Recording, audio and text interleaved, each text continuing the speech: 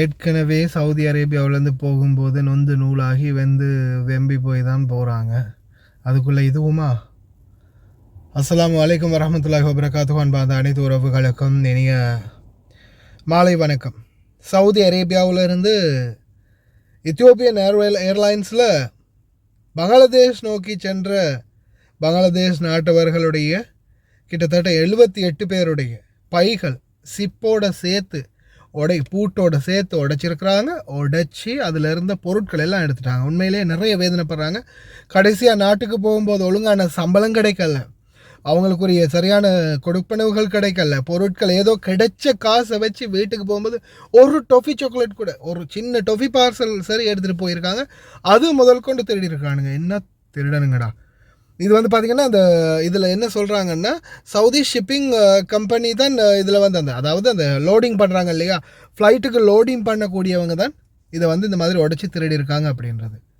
Ethiopian ஏர்லைன்ஸில் தான் இவங்க போயிருக்காங்க. ஆனால் நாட்டில் போய் இறங்கி பைகளை சோதனை செய்யும்போது இந்த நிலைமை வந்திருக்குது. பார்த்திங்க தானே எவ்வளவு வரும்.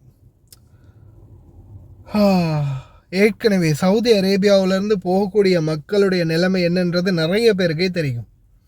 சவுதி அரேபியாவிலேருந்து போகிறவங்க 190% பேர் நொந்து நூலாகி வெம்பி போய் பல வருடமாக வேலை செஞ்சதுக்கு சம்பளம் இல்லை, ஒழுங்கான சலுகை இல்லை, கடைசியில் ஜெயிலில் கூட போட்டு அனுப்புகிறாங்க. இந்த மாதிரி பல நிலைமைகளில் சோதனைகள்லையும் வேதனைகள்லையும் முடியாத கட்டத்தில் ஏதோ தப்பினம் பொழைச்சோம், உசுராவது கிடச்சிச்சே மிஞ்சிச்சே அப்படின்ற நிலைமையில் சில மக்கள் நாட்டுக்கு போய் சேர்றாங்க. பல வருடமாக வேலை செஞ்சுட்டு கடைசியில் ஒரு ஒரு டொஃபி பேக்கெட் சரி குழந்தைகளை கொண்டு போக முடியாத நிலையில் போய் சேர்றாங்க.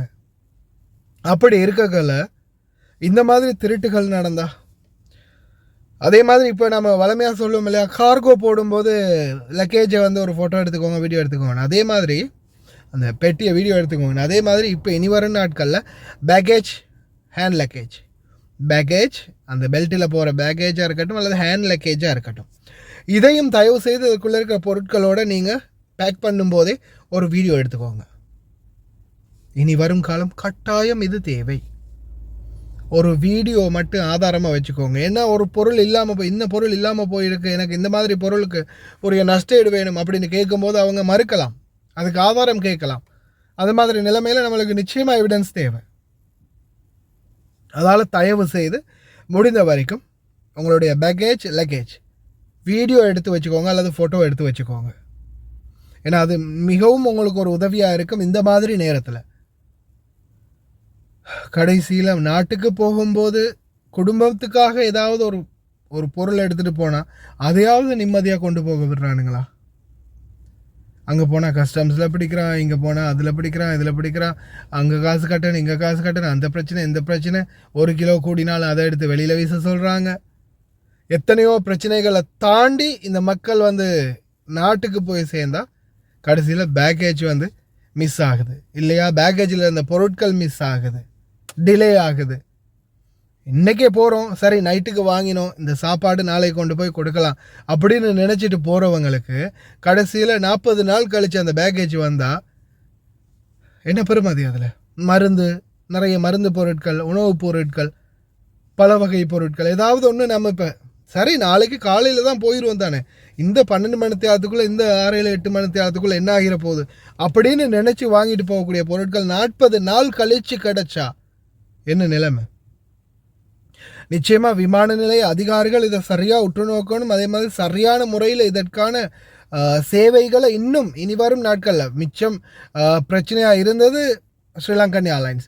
ஒரு அளவுக்கு நிலைமை சரியாகிட்டு வந்துச்சு. ஆனால் இப்போவும் பார்த்திங்கன்னா ஸ்டாஃப்ஸ் கம்மி ஆகிட்டாங்க, சேவையாளர்கள் வர முடியலை, ட்ராவல் பிரச்சனை, டிரான்ஸ்போர்ட்டேஷன் பிரச்சனை, அதால் நிறைய சேவைகள் ஸ்தம்பிதமாகிச்சு. ஆனால் இனி வரும் நாட்கள்லையாவது சேவைகள் அப்கிரேட் பண்ணுவாங்க அப்படின்னு நம்புகிறோம். அதே போல் தயவு செய்து மறக்காமல் உங்களுடைய பொருட்களை, பேக்கேஜில் போடக்கூடிய பொருட்களை பேக் பண்ணும்போது உங்களுடைய பொருட்கள் என்னென்ன இருந்துச்சு அப்படின்றத ஒரு வீடியோவோ ஃபோட்டோவோ ஆதாரமாக எடுத்துக்கோங்க. அப்படி இல்லாத பட்சத்தில் நிச்சயமாக பாதிக்கப்படுவீங்க நீங்களும். இதை மாதிரி உண்மையிலே ஒவ்வொருத்தரும் அவங்களுடைய பதட்ட முகத்தில் பார்த்தீங்க தானே அந்த வீடியோவில் ஒருத்தருடைய பதட்டம் எப்படி இருக்குன்னு. காரணம் திருடு கொடுத்தது கஷ்டப்பட்டு சம்பாதிச்ச காசு அப்படின்றதால. ஹஸ்பி அல்லாஹ் வ நிஅமல் வக்கீல்.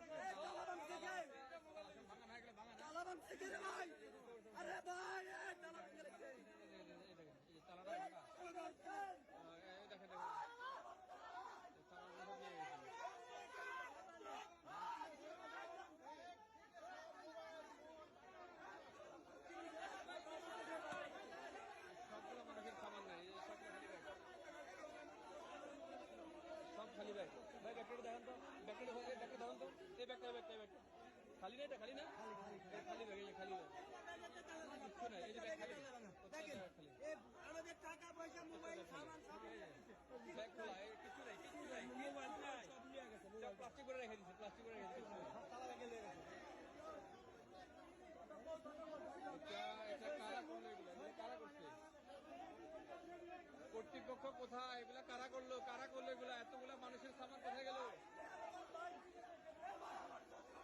এতগুলা সামনের, হ্যাঁ আপনারা দেখেন এই লোকের মোবাইল, সবগুলা মানুষের সামান নাই, সবগুলা মানুষের সামান নাই।